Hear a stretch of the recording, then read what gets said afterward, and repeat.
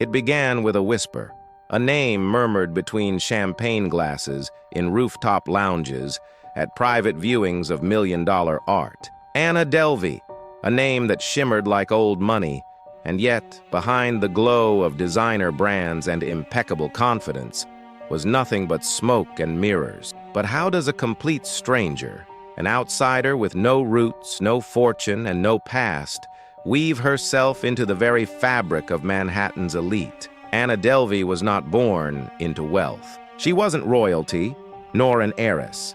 She was Anna Sorokin, a Russian-born immigrant from a modest family in Germany. Yet by the time the truth emerged, she had stayed at five-star hotels without paying a cent, thrown lavish parties funded by nothing, and mingled with CEOs, artists, and influencers, all convinced of her legitimacy. This wasn't just a case of financial fraud. It was a psychological phenomenon, a social experiment in manipulation, mimicry, and the power of perception. At the core of Anna's success was one fundamental principle: social mimicry. She studied the elite like a behavioral scientist, copying the speech patterns, fashion cues, and emotional responses of the rich and powerful. She didn't just play a part, she became the part. In psychology, this phenomenon is called the chameleon effect, where individuals unconsciously imitate the behavior of those around them to gain social acceptance. But Anna was no unconscious imitator. She weaponized mimicry. Her Instagram was a curated gallery of excess: private jets, art galleries, exclusive dinners, each image meticulously crafted to build a narrative. She didn't need a backstory. She only needed the illusion of one. Because when it comes to social status, perception is reality. And the human brain, as it turns out, is wired to trust what appears familiar, affluent, and confident. This is where another psychological principle enters the stage: the halo effect. It's a bias where our overall impression of someone, often based on looks or status, skews our judgment of their character. If someone looks successful, we assume they are competent. If someone is dressed in Prada, they must be rich. Anna played into this illusion masterfully. Her accent, her clothes, her connections, they all aligned with the elite identity she manufactured. People didn't question her because everything about her screamed credibility. She was mysterious, and mystery in high society is seductive. Where did she come from? They wondered, but they didn't ask too much. In a world where association is currency, no one wanted to be the first to doubt her. And that is where the third, and perhaps most powerful psychological force comes in: social proof. When others believe, we follow, especially when the believers are powerful. Anna understood this instinct. She secured one person's trust, then leveraged that trust to gain access to another. Each name drop, each tagged post, each dinner with someone influential was a building block in her fortress of lies. It wasn't just deception, it was engineering belief. This leads us to an unsettling question. If everyone around us believes a lie, do we still see it as a lie? The high society of New York isn't built on fact, it's built on narrative. And Anna Delvey crafted a masterpiece.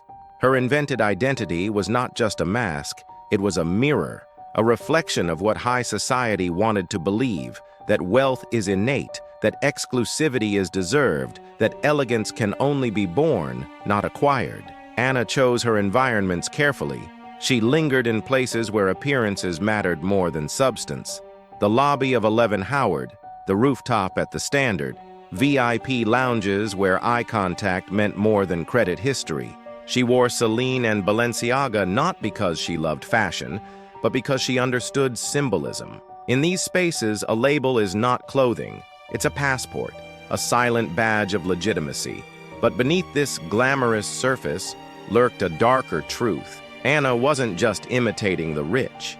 She was exposing them, their blindness, their need to believe in myths, their unwillingness to challenge status if the performance was convincing enough. And in doing so, she became an embodiment of the very system she manipulated. What makes this psychological con so powerful is that Anna never needed to prove her wealth. She only needed others to assume it. This is the danger of cognitive shortcuts, or heuristics. Mental rules of thumb our brains use to make decisions quickly. One such shortcut: Rich people stay in expensive hotels. She stays in expensive hotels. Therefore, she must be rich. This unconscious leap is how she passed through the velvet ropes, not by crashing the gates, but by being invited in. She talked about opening an exclusive arts foundation, the Anna Delvey Foundation, with plans so elaborate and connections so impressive that even banks considered funding her. She presented pitch decks, met with architects, and convinced people to believe in something that had no real foundation at all. But she spoke with the certainty of someone who had already succeeded. And this is where confidence plays its part. In social psychology, confidence often trumps truth. People are more likely to believe someone who speaks assertively, even if they're wrong, than someone who is hesitant but correct. Anna embodied confidence to a degree that made her lies indistinguishable from truth. And in the echo chambers of the elite, where doubt is seen as poor etiquette, no one dared to interrupt her illusion. But every con must eventually face reality, and the cracks in Anna's story began to show when the bills arrived, when payments bounced, when stories didn't quite add up. But by then, the damage had been done.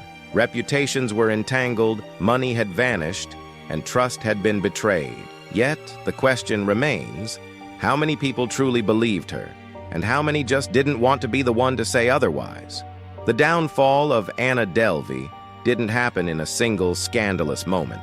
It began with whispers. Concierges at luxury hotels started noticing unpaid tabs. Personal trainers questioned bounced checks. The elite, who once celebrated her presence at their exclusive gatherings, began to retreat. The social mimicry that once granted her power now began to unravel, not because it was less convincing, but because its illusion could no longer sustain the weight of reality. Psychologically, Anna had built her empire on impression management, a concept pioneered by sociologist Irving Goffman. In Goffman's metaphor, social interaction is a performance, and we all wear masks to control how others perceive us. Anna understood this inherently. She knew that appearances dictate status, and she honed her image with relentless precision. But impression management only works when there are no backstage revelations. Once the illusion is exposed, the performance collapses. Her unraveling was slow and painful, not unlike a stage curtain torn mid-play, revealing the mundane chaos behind. She would promise wire transfers that never arrived, blame clerical errors, international bank delays, or assistance that didn't exist. But excuses only last so long. Eventually, even the most glamorous mask begins to slip. This brings us to another psychological concept, cognitive dissonance. When people are presented with evidence that contradicts their beliefs, they experience discomfort. So, they either adjust their beliefs or they double down to protect their ego. In Anna's case, many of her victims chose denial before acceptance. They refused to believe they had been conned, not because they trusted Anna, but because accepting the truth would mean admitting their own vulnerability. To be deceived by Anna wasn't just a financial embarrassment. It was a social wound. It meant being fooled not by a criminal mastermind, but by a woman who simply understood human psychology better than they did. There's something deeply unsettling about being manipulated not through force, but through subtlety. Anna never threatened. She never demanded. She merely implied. She hinted at money, connections, exclusivity, and let her targets fill in the blanks. The human brain, desperate for patterns and coherence, did the rest. This is the dark side of confirmation bias. We see what we want to see and ignore what doesn't fit the narrative we've already embraced. For Anna, every new connection was a piece on her chessboard. She didn't con strangers. She befriended them. She looked them in the eyes, shared meals with them, made them feel chosen. That intimacy is what made the betrayal so profound, and what made her tactics so effective. Perhaps the most chilling aspect of her story is this. Anna didn't need to hack bank systems or forge documents with genius. She only needed to look the part. Because in a society obsessed with status, sometimes appearance is all it takes. When the press began circling, the narrative shifted.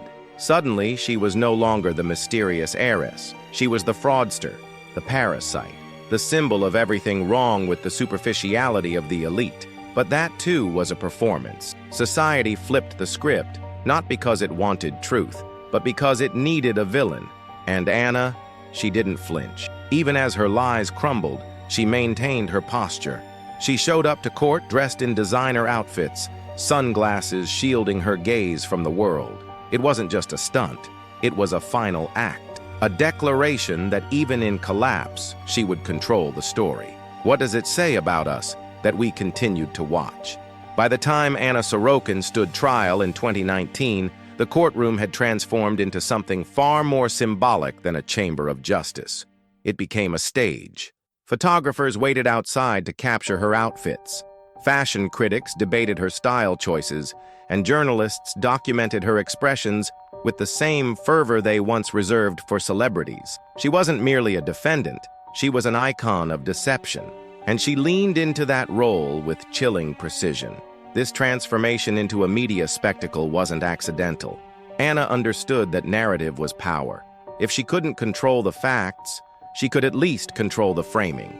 Wearing designer dresses in court wasn't just vanity, it was an assertion, a way of telling the world, you can take away my freedom, but not my identity. And in doing so, she forced the public to grapple with a terrifying question. Was she a criminal, or a product of the very society that celebrated illusion? The trial brought to light how deeply Anna's psychological manipulation had burrowed into her victims. They didn't just lose money, they lost face, lost trust, lost their sense of judgment. Friends testified with a mixture of shame and disbelief. She made me feel special, said one. I believed in her dream, said another. But these weren't naive people. They were seasoned professionals, socialites, bankers, creatives, all seduced by her confidence and sophistication.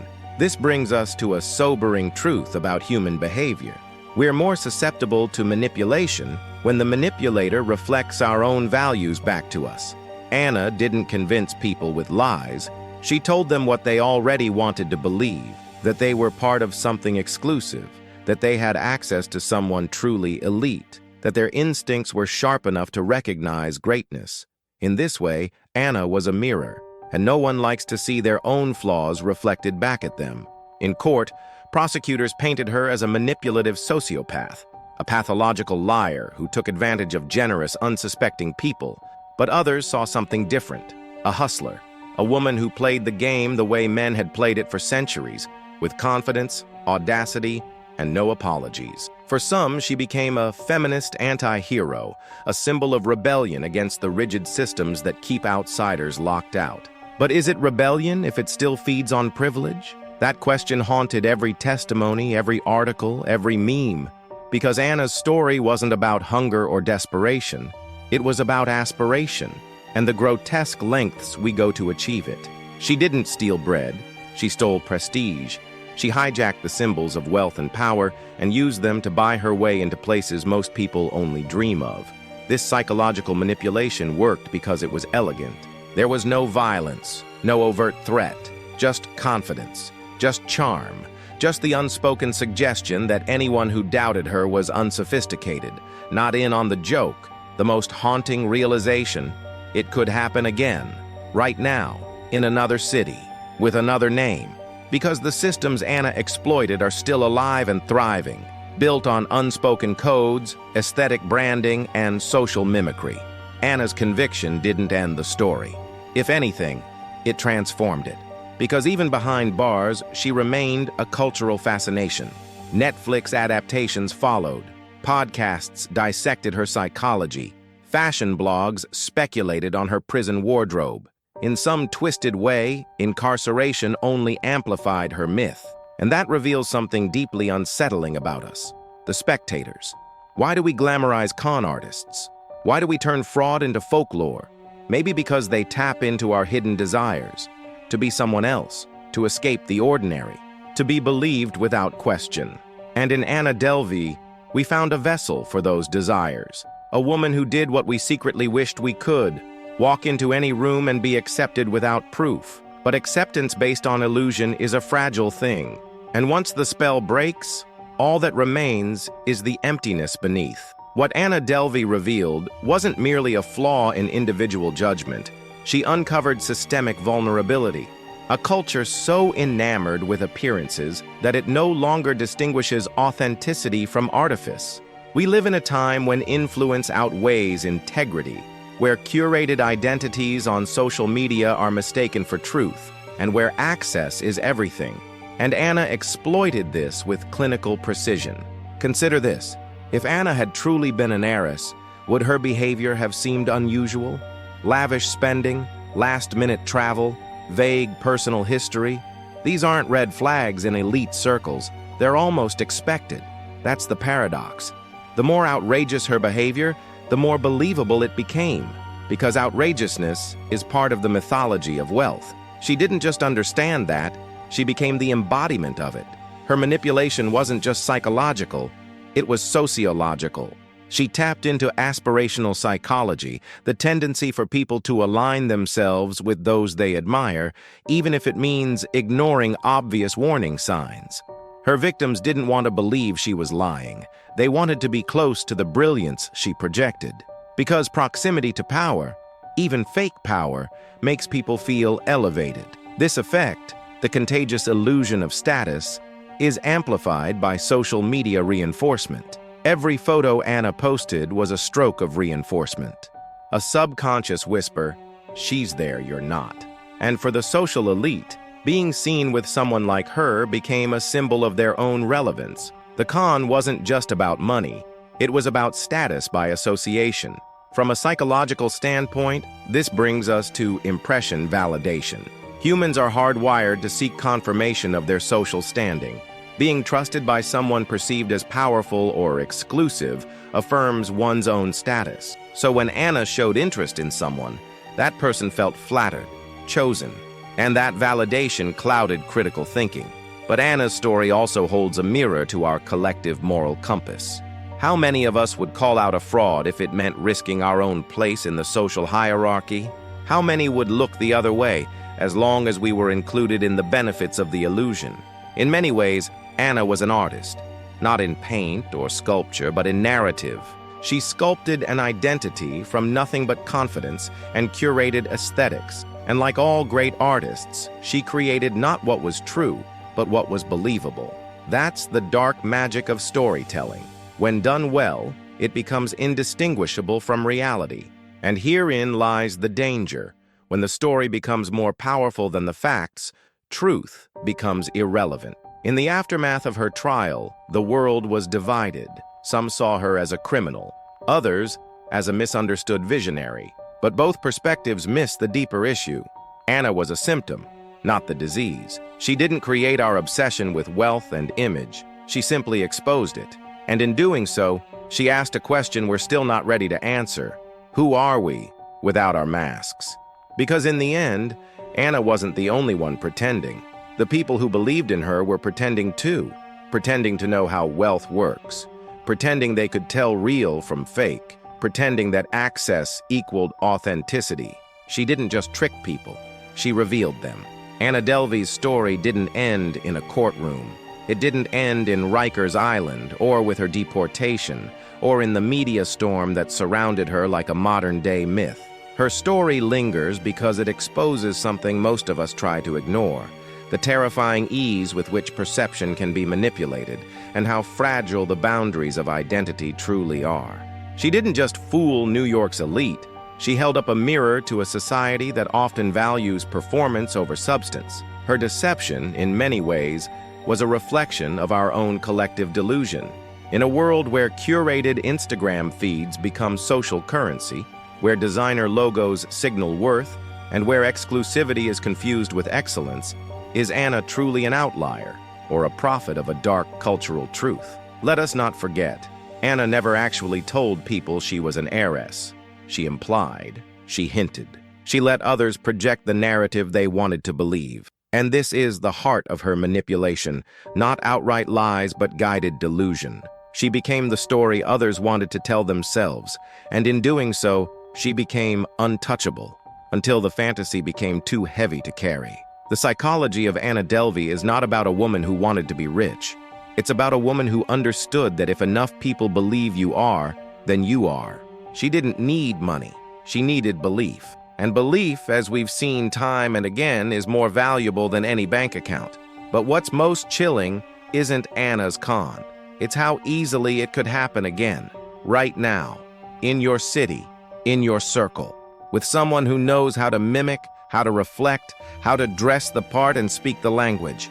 Because the tools Anna used, social mimicry, the halo effect, confidence, and social proof, are timeless. They're embedded deep in the human psyche. Every time we equate style with status, charm with trustworthiness, mystery with merit, we open the door for another Anna Delvey.